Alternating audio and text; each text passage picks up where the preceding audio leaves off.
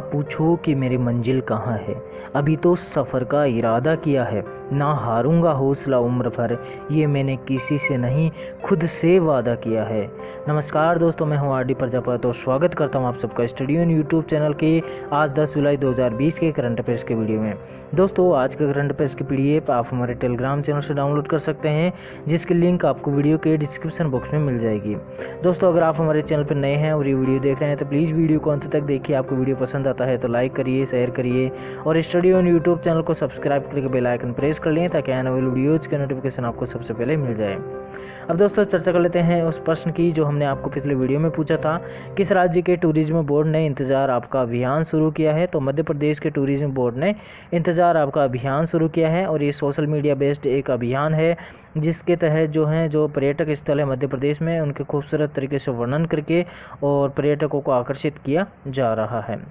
अब दोस्तों, चर्चा कर लेते हैं उन प्रश्नों की जो हमारे पिछले वीडियो में संकलित थे। तो पहला प्रश्न था, किस राज्य में दस्तावेजों को स्कैन करने के लिए सेल्फ स्कैन नामक मोबाइल एप्लीकेशन लॉन्च किया गया है?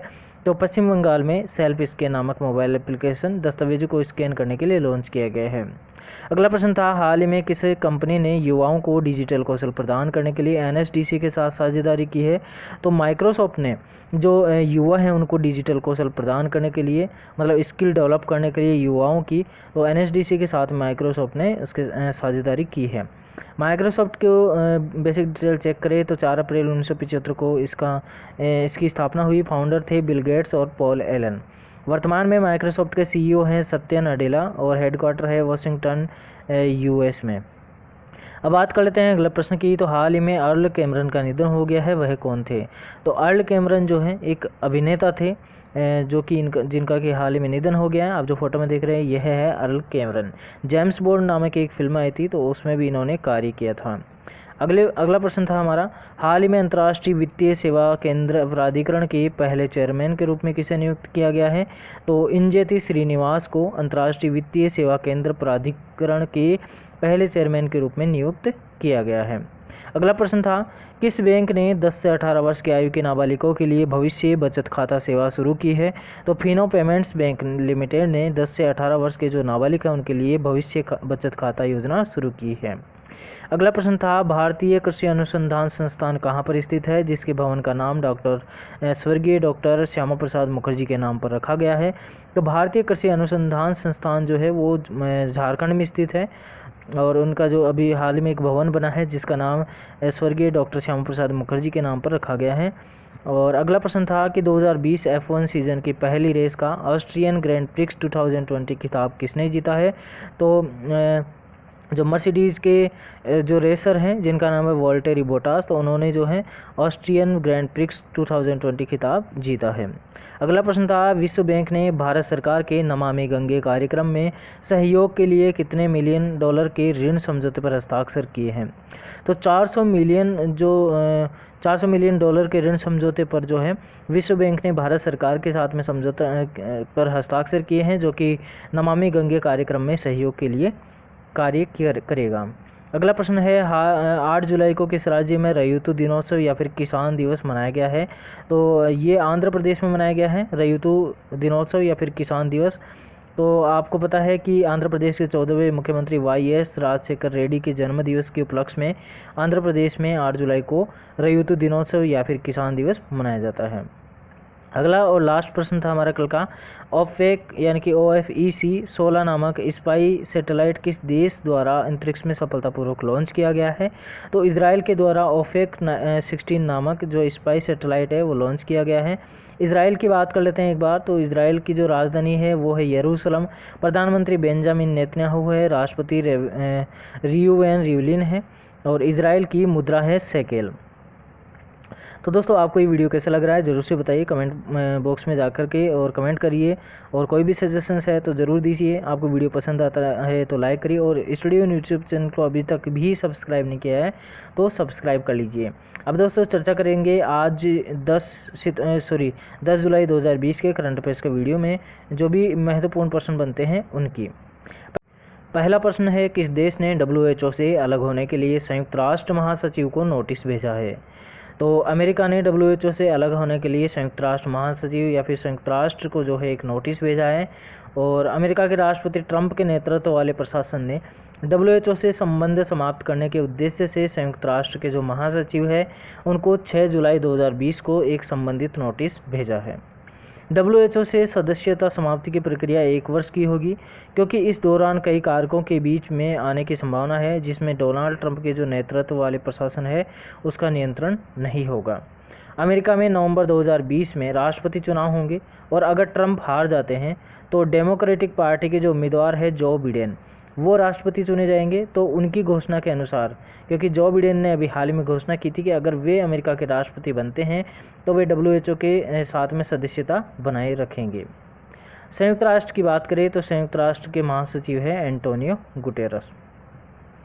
अगला प्रश्न है, हाल ही में मोबिलिटी प्लेटफॉर्म ओला ने अपने ग्राहकों को डिजिटल पेमेंट सुविधा प्रदान करने के लिए किसके साथ साझेदारी की है? तो जो ओला है उसने फ़ोनपे के साथ में एक साझेदारी की है ताकि अपने ग्राहकों को डिजिटल पेमेंट की सुविधा दे सके। मोबिलिटी प्लेटफॉर्म ओला ने अपने ग्राहकों को डिजिटल पेमेंट सुविधा देने के उद्देश्य से फ़ोनपे के साथ में साझेदारी की है और इस पार्टनरशिप से मोबिलिटी प्लेटफॉर्म ओला ऐप पर बेहतर डिजिटल भुगतान विकल्प प्रदान करने में सहायता मिलेगी। ओला के ग्राहक UPI के अलावा फ़ोनपे वॉलेट सहित फ़ोनपे के सभी भुगतान विकल्प का उपयोग कर सकते हैं। यहाँ पर हम फ़ोनपे की बात करें तो फ़ोनपे की स्थापना 2015 में हुई, हेडक्वार्टर बेंगलुरु कर्नाटक में है और फ़ोनपे के CEO है समीर निगम और पार्टनर कंपनी है फ़ोनपे की पेरेंट कंपनी है फ्लिपकार्ट। अब बात कर लेते हैं ओला की। तो ओला की स्थापना दिसंबर 2010 में हुई, हेडक्वार्टर बेंगलुरु कर्नाटक में है और ओला के वर्तमान में CEO हैं भाविश अग्रवाल। अगला प्रश्न है, कोविड-19 महामारी के बीच विदेशों में फंसे भारतीय नागरिकों को स्वदेश में लाने के लिए कौन सा ऑपरेशन चलाया गया था जो अब पूरा हो गया है? तो ऑपरेशन समुद्र सेतु एक जो है ऑपरेशन चलाया गया था कोविड-19 महामारी के बीच में जो भारतीय फंसे हुए थे विदेशों में, तो उनको लाने के लिए। ठीक है, अब बात कर लेते हैं इसकी कुछ बेसिक डिटेल्स की। तो कोविड-19 महामारी के बीच विदेशों में फंसे भारतीय नागरिकों को स्वदेश लाने के लिए ऑपरेशन समुद्र सेतु चलाया गया था जो अब पूरी तरह से कंप्लीट हो गया है। इस ऑपरेशन की शुरुआत 5 मई 2020 को की गई थी और यह ऑपरेशन 55 दिनों तक चला है। इस ऑपरेशन के तहत विदेशों में फंसे 3992 भारतीय नागरिकों को समुद्री मार्ग से भारत लाया गया था। इस ऑपरेशन को पूरा करने के लिए 3 INS जहाज़ों को तैनात किया गया था, INS ऐरावत, INS शार्दुल और INS मगर। तो ये प्रश्न इम्पोर्टेंट है, इसको ज़रूर से आप याद रखिए कि ऑपरेशन समुद्र सेतु जो है कब शुरू हुआ।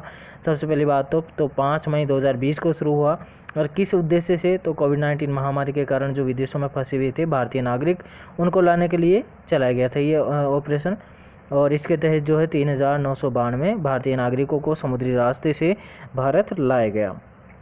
अगला प्रश्न है, इंस्टाग्राम पर सबसे ज़्यादा कमाई करने वाले सेलिब्रिटी कौन बने हैं?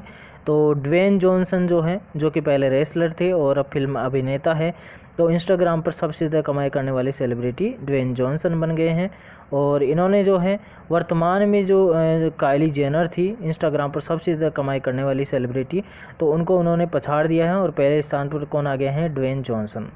Social media marketing firm Hopper HQ के अनुसार इंस्टाग्राम पर जॉनसन के 189 मिलियन फॉलोवर्स है, जबकि काइली जेनर के 183 मिलियन फॉलोवर्स हैं। और ड्वेन जॉनसन पहले रेसलर थे, बाद में फिल्मी क्षेत्र में आए और अभिनेता बन गए।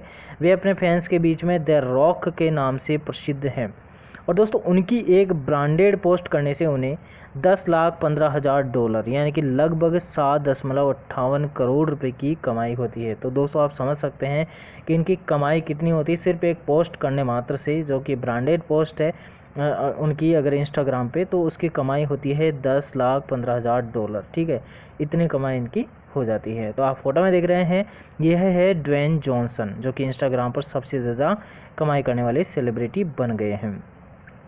अब चर्चा कर लेते हैं अगले प्रश्न की। तो हाल ही में जगदीप यानी कि सैयद इश्तियाक अहमद जाफरी का निधन हो गया।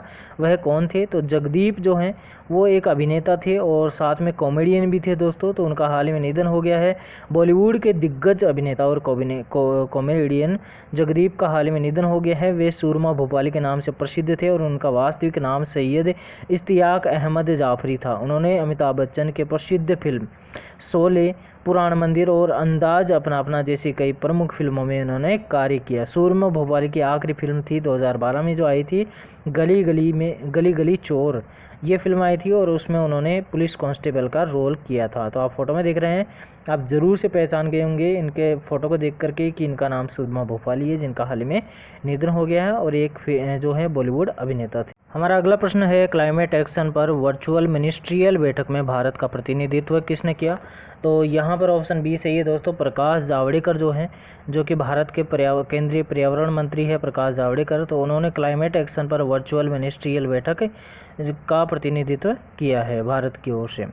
क्लाइमेट एक्शन पर वर्चुअल मिनिस्ट्रियल बैठक में केंद्रीय पर्यावरण मंत्री प्रकाश जावड़ेकर ने भारत का प्रतिनिधित्व किया और इस बैठक का आयोजन यूरोपीय संघ, चीन और कनाडा द्वारा सह अध्यक्षता में किया गया था।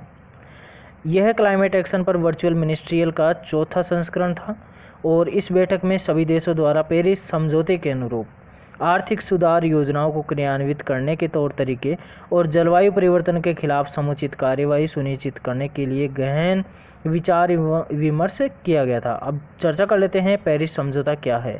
तो पेरिस समझौता एक पर्यावरणीय समझौता है दोस्तों, जिसे जलवायु परिवर्तन और उसके नकारात्मक प्रभाव से निपटने के लिए वर्ष 2015 में दुनिया के लगभग प्रत्येक देशों द्वारा अपनाया गया था और इस समझौते का उद्देश्य वैश्विक ग्रीन हाउस गैस उत्सर्जन को काफ़ी हद तक कम करना था, ताकि इस सदी में जो वैश्विक ताप है उसकी वृद्धि को पूर्व औद्योगिक से 2 डिग्री सेल्सियस कम रखा जा सके। पेरिस समझौते में कुल 197 देश शामिल है।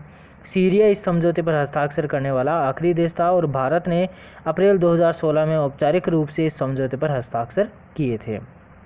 अगला प्रश्न है, यूके इंडिया बिजनेस काउंसिल यानी कि UKIB ग्रुप का CEO किसे नियुक्त किया गया है? तो जयंत कृष्णा को यूके इंडिया बिजनेस काउंसिल यानी कि UKIB ग्रुप का CEO नियुक्त किया गया है। और बात कर लेते हैं बेसिक डिटेल्स की, तो वे वर्तमान में CEO रिचर्ड हेडल का स्थान लेंगे और इससे पहले जयंत कृष्णा प्रधानमंत्री कौशल भारत मिशन के CEO रहने के साथ साथ ही राष्ट्रीय कौशल विकास निगम यानी कि NSDC के कार्यकारी निदेशक और मुख्य परिचालन अधिकारी रह चुके हैं। UKIB के CEO बनने वाले वह पहले भारतीय होंगे। कौन? Jayant Krishna. UK India business council के CEO बनने वाले पहले भारतीय होंगे जयंत कृष्णा। जो आप फोटो में देख रहे हैं यह है जयंत कृष्णा। अगला प्रश्न है, बलि दी जाने वाली पशुओं की ऑनलाइन बिक्री और खरीदारी के लिए किस देश ने डिजिटल हाट प्लेटफॉर्म शुरू किया है? तो दोस्तों बांग्लादेश में बलि दी जाने वाली जो पशु है उनके ऑनलाइन बिक्री या फिर खरीदारी के लिए एक डिजिटल प्लेटफॉर्म लॉन्च किया है जिसका नाम है डिजिटल हाट। डिजिटल हाट की बात करें तो यहाँ पर बांग्लादेश सरकार ने आगे आने वाली ईद उल अजहा यानी कि बकरीद त्यौहार के दौरान बलि दिए जाने वाले पशुओं की ऑनलाइन खरीद व बिक्री के लिए डिजिटल हाट प्लेटफॉर्म शुरू किया है। अब ये क्यों किया गया है? तो कोविड-19 महामारी के कारण मवेशी किसानों और व्यवसायियों को होने वाले वित्तीय नुकसान से बचाने के लिए यह प्लेटफॉर्म शुरू किया गया है। इस प्लेटफॉर्म से कोविड-19 के मद्देनज़र भीड़ से भी बचा जा सकेगा। अब दोस्तों बांग्लादेश की बात कर लेते हैं, तो राजधानी ढाका है और बांग्लादेश के प्रधानमंत्री शेख हसीना है, मुद्रा टका है। अगला प्रश्न है, भारत के 66वें चेस ग्रैंड मास्टर कौन बने हैं? तो दोस्तों जी आकाश जो हैं भारत के 66वें चेस ग्रैंड मास्टर बने हैं और इस बात की पुष्टि किसने की है? अंतर्राष्ट्रीय शतरंज महासंघ की वर्ष 2020 की परिषद की दूसरी बैठक के अनुसार जी आकाश भारत के 66वें चेस ग्रैंड मास्टर बने हैं। जी आकाश ने वर्ष 2012 में राष्ट्रीय खिताब जीता था, फिर उसके बाद इंटरनेशनल मास्टर खिताब जीता था। तो आप फोटो में देख रहे हैं यह है जी आकाश। इन्होंने बहुत ही मतलब जैसे युवावस्था में ही जो है भारत का 66वां ग्रैंड मास्टर होने का जो है सर्टिफिकेट हासिल कर लिया है। अगला और हमारा लास्ट प्रश्न है, किसे ग्लोबल ह्यूमैनिटेरियन अवार्ड 2020 के तहत प्रचारक का सम्मान दिया गया है?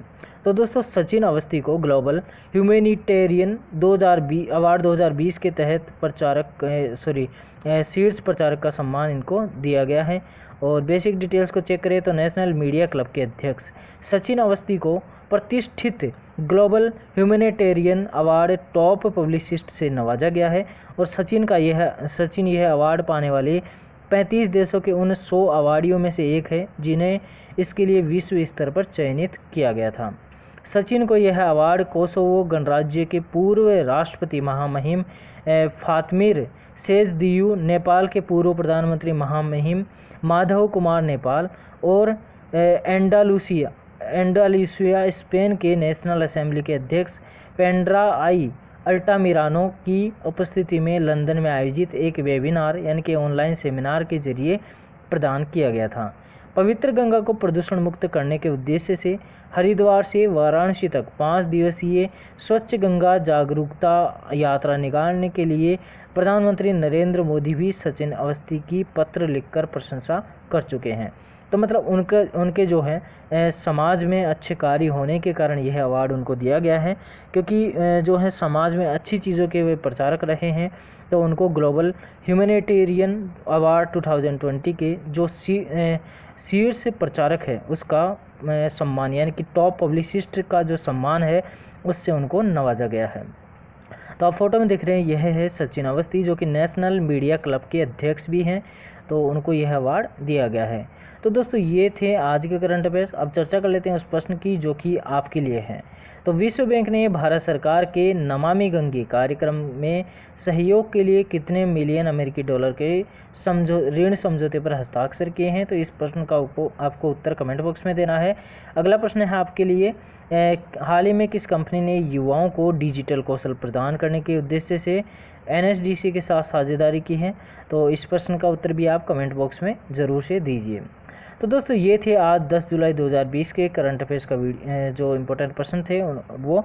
और आपको ये वीडियो कैसा लगा ज़रूर से बताइए। अगर आपको वीडियो पसंद आता है तो लाइक करिए, शेयर करिए और स्टडी इन यूट्यूब चैनल को अभी तक आपने सब्सक्राइब नहीं किया है तो स्टडी इन यूट्यूब चैनल को आप सब्सक्राइब कर लीजिए और साथ ही बेल आइकन भी प्रेस कर लीजिए ताकि आने वाली वीडियोज़ के नोटिफिकेशन आपको सबसे पहले मिल जाए।